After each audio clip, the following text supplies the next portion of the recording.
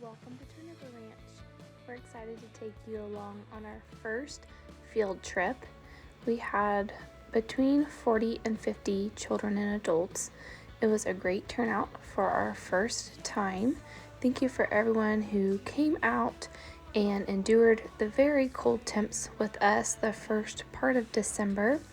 There was a few who were there at the beginning and then more trickled in as time went on. I showed the kids how to put a milk machine together. We talked about the importance of being sanitary and keeping everything clean, bacteria and such. It was really fun to hear all their different questions. Even the adults had questions. Mostly these were homeschooled kids, come from near and afar. Some from Edmond, some from Kansas, some from Luther, some locals around Red Rock. We're really glad for everybody who was able to make it out, and hopefully in the future we will be able to do more events like this. At this time we don't have anything scheduled, but we do hope to be hosting more events in the future. If you would be interested in something like this, please comment in the box below, shoot us a personal DM or an email. We'd love to hear from you. The more feedback we get, the higher up on the priority list we will put it to do another one in this coming year of 2025. So here, we're just showing how all the different compartments work with the milk machine. I have a floor milking machine and it holds about 7 gallons of milk. On this day, I milked 2 of my cows, and that's what I showed the kids. So it wasn't a full tank of milk, but we did get about 3 gallons this morning with all the kids' help. I was really proud of the cows. They did great. They're definitely used to our barn, but not used to all the littles around. So this was super fun. We're going to take you along. Some of the older ones got to volunteer and help by putting grain in the bucket, taking turns scooping it out. It was really great to have them help out, get them some hands-on learning experience. So we all walked together, just like I do most every day. Took everybody along. We walked out to the gate and we let the cow out. So come along with us.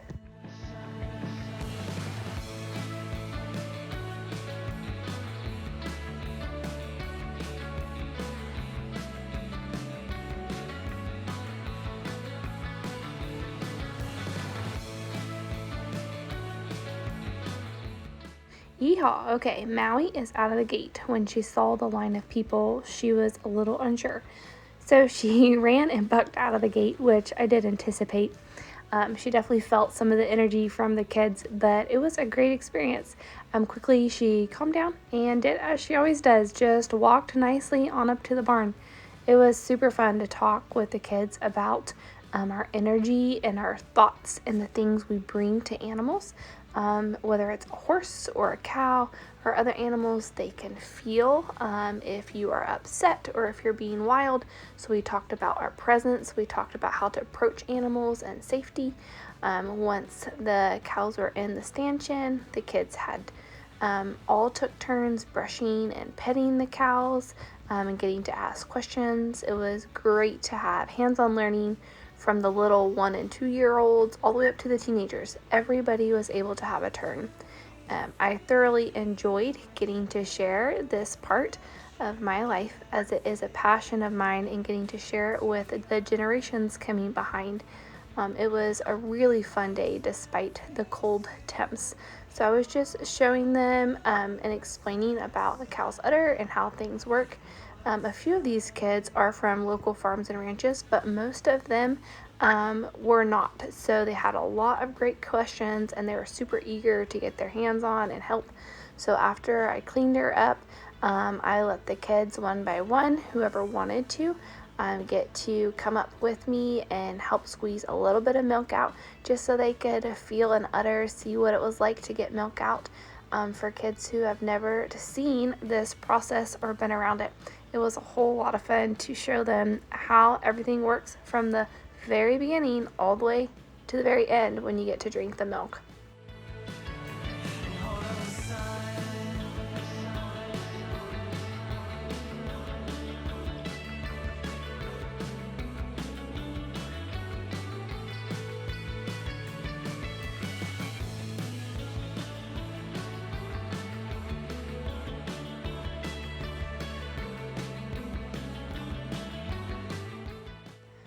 to tell y'all, one of my favorite things from this day was seeing the joy on the kids' faces, just like this. After getting a turn just to squeeze out one squirt of milk, the joy that it would bring them as they were able to have hands-on learning.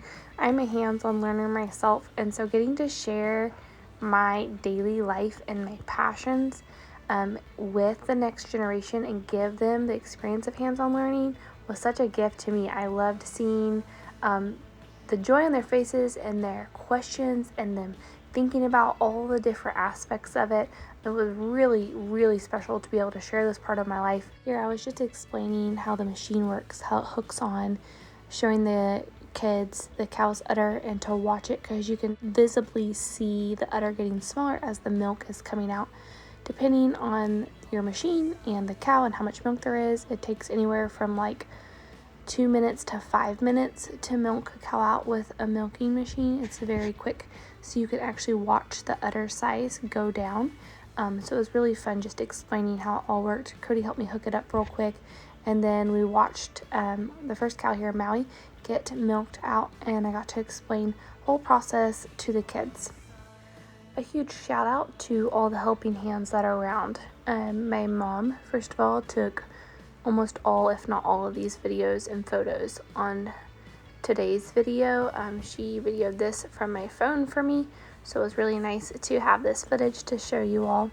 My dad helped with the kids a lot, and so did Cody, and many of you who were there also helped me, so thank you to everybody who helped. I definitely could not have done this event all by myself, so I'm really grateful for all of you. And that was it for Maui. So we took her back to the pasture to be with her calf. We do calf sharing and pull them off at night. So I can explain more about that in just a little bit. But for now, we're going to move on to our next cow, which is Lily. And if you are used to seeing beef cows, yes, Jerseys and a lot of dairy cattle are much more bony. They're going to look a whole lot more thin than your regular beef cow. So they have hip bones and ribs that show even if their tummies are full. Okay, I want to talk a little bit more about calf sharing. Calf sharing works very well for me and our ranch. It is not for everybody, but it has worked very well for us. We keep the calf with the mama and don't wean the calf off until we are ready to dry up the mama. So the calf is what I call my security. If we are sick or we need to leave for a day for something, I do not have to milk every single day. Right now we are milking once a day, all of our cattle. So the night before, we will pull the moms into one pen and we leave the babies in another pen. We don't do this if the babies are super young, but after a few weeks, it would just be like a newborn child. A calf can go all night long and not need to nurse on its mama. So we give them several weeks to make sure they get their colostrum and everything. Then we separate them. And at night, we get the milk first thing in the morning, and the babies get to be with mom all day and nurse. It's a very low stress system and works very well for us. It was very chilly, like I mentioned, so we did get to have hot chocolate, and everybody thoroughly enjoyed that, I'm pretty sure. Help warming up the insides. Of course, it was made with raw milk, and it was made with local honey and organic cocoa powder. So it had 0 refined sugar in it and other things that you will find in just grocery store cocoa powder mixes. So I showed the kids here the process of straining raw milk. I showed them my strainer, my funnel, how you put the little straining pad down inside and then it secures with a ring. I explained that whole process and then I showed them how it strains. It strains pretty quickly right through that. The straining process is to get out any little hair or tiny piece of dirt, anything that may have fallen in the milk. For the most part, using a milk machine and cleaning the udder beforehand makes for extremely clean milk. Thanks to these older girls who helped me get the milk into the fridge quickly, so it stays fresher longer. I was able to pour some milk into jars the week before and several days before and share about clabbered milk. That was really fun to do a little bit of research and share about clabbered milk and about farmer's cheese. This right here I'm showing is actually colostrum from a mama cow earlier this year. I milked her in case we have any animals on the ranch that need to have some colostrum. We have it in our freezer. She had a lot of extra, and here it looks like orange juice. This is how rich and important colostrum is to the gut of a newborn calf or other animal. So we talked about the health benefits of that, and again answered questions that the kids had. It was just really fun to share the whole process with them. I enjoyed even getting questions from the adults and things that they had.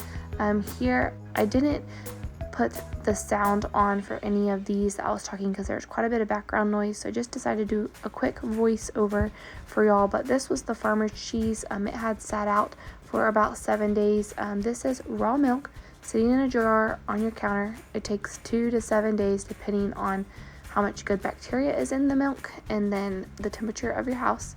What it does is it slowly separates, it curdles, and then the whey moves to the bottom. So I dumped it out in this bowl for all the kids to see. So it was completely room temperature. And this right here, what I'm holding up, is called farmer's cheese. You can look it up online if you'd like to know more details about it. The consistency is kind of between cream cheese and mozzarella, I would say. You could add salt to it and spread it on your bagels or toast, or use it other ways. It's about one of the easiest and quickest cheeses to make.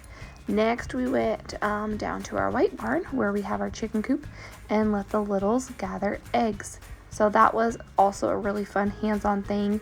Get some energy out, run down to the barn, get some eggs. Then we're able to talk about the difference in farm fresh eggs and conventional store-bought eggs, the chickens that are able to get outside and eat bugs versus the ones that stay in a barn only on concrete, the deep yellow difference and the cloudy whites around it. Right? I wish they could, but they don't. They talk with their ears. And so that's definitely the first thing you want to look for. Like, one thing I want to show you, I'm going to move. So say you're at a rodeo or something. You've got a stroller and you're going through where the trailers are parked. They will talk with their ears and kind of tell you what they're looking at. So their ears will kind of tell you where their eyes are. And so you just want to make sure you're keeping them comfortable. Especially if their head over faces what is going on, you need to stop where you are and just figure it out from there. But they talk with their ears, super powerful. So we just want to stay up here. So if I go to pet a horse, I'm gonna let them first see my hand, which he's busy eating. And he would sniff my hand, and then I would go ahead and see where he'd want petted. You know what? I have horses that do not want to be petted on the face. They're like, no thank you, don't pet my head. Do you guys feel that, like when your mom wants to brush your hair? Do you guys feel like that when your mom wants to brush your hair? Yeah, and you're like, no, I don't like that. Some horses they're particular. So another safe spot is the shoulder, right here. So if they don't like the face, you can go like this to their shoulder, most likely, okay? After Sarah went over some really good information about horses, it was great. Cody let each family come up in groups the kids got to pet and sit on if they wanted. Ask Cody a few questions, pet the horse.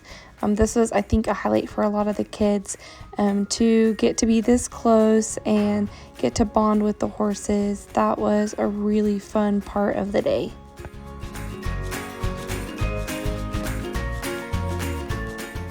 Look at all the smiling faces on these kids. It's just such a joy to watch the simple pleasures of kids getting to be around animals and out in God's creation. So thank you again for all who are able to come out. This was just a fabulous first field day for us to be able to host. Thank you for being a part and for coming out. Of course, Jenna Sage loves to sit on horses, even though she does get too frequently.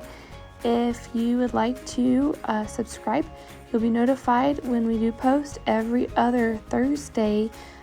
So please go ahead and do that and like this video or comment. That does help our videos be able to reach more people, and we love sharing our life with others. So thank you so much for joining us for today's field trip.